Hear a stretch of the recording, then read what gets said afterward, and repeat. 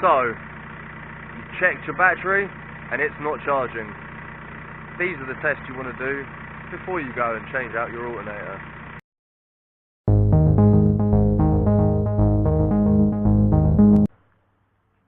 So, for this test, swapped out my multi-litre lead, no longer on the crocodile clip. Run a little acupuncture probe just to make it easier to get into what I'm trying to show you. Now, use this the same way as the crocodile clip. Just touch it on, take it off, and you don't have a reading. So, just to show you initially, we're on negative connection on the earth. Positive connection. Let's try and get you a little shot of that alternator. Now, we are aiming for that lower terminal down there, and that's what we're going to be touching with our acupuncture probe. So let's get my hands all in there.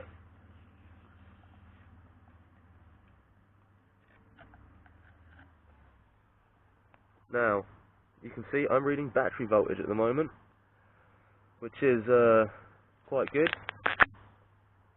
So I have a good connection. There you go. Now, I'm going to start the car up because we have to do this test under load, where current's flowing, the battery's being charged, in order to do this test correctly. So I'm going to start her up and I'll get you back here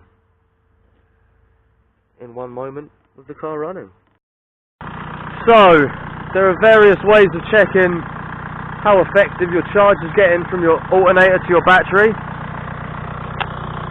First up, we're checking it at the battery, and in this case, it's good. That's probably where I'd end my testing.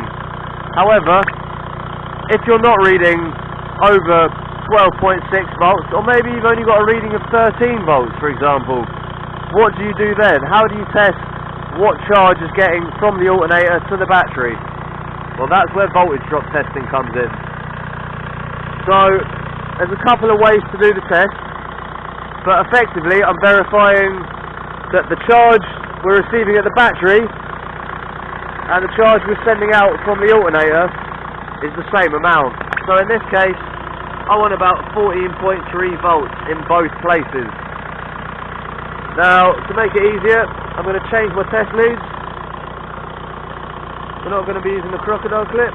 We are going to be using the acupuncture probe.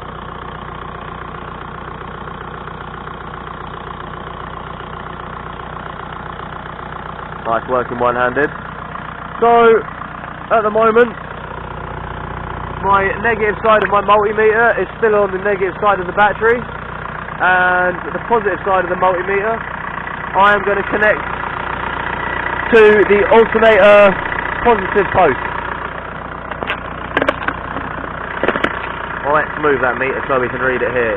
Now the reading I'm taking here is directly from the alternator positive post to the battery negative. So this is the total charging rate output being put out by the alternator to the battery. Now we can compare that number, as I move my test lead onto battery positive. We are reading, quick math, 0.03, 0.02 of a volt difference.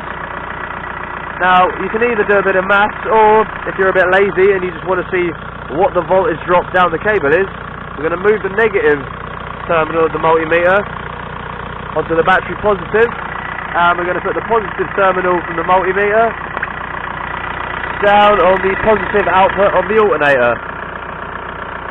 And as you can see, our voltage drop down that wire is 0.02 volts. So, well under the half a volt tolerance that we want for a voltage drop. And that means that we are happy with the positive side of our testing. Now, next we've got to cover the negative side of the testing. So, for the negative side of the testing, my multimeter lead is staying, the negative side staying on the battery negative, and the positive lead of my multimeter we are going to touch on to the chassis ground. Now you want a nice bit of clean metal there, and as you can see, we have got 0 volts dropped from the alternator to the battery on the negative side, and that is, well, again, within tolerance. That means we've got a good connection between our alternator, the block itself, from the block to the chassis of the car, and from the chassis of the car back to the negative post. We might as well do one final measurement while we're here. As you can see, my negative terminal is clamped onto the clamp itself.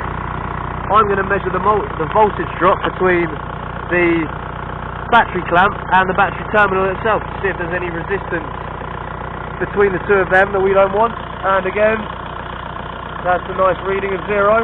We might as well do that on the positive side of the terminal.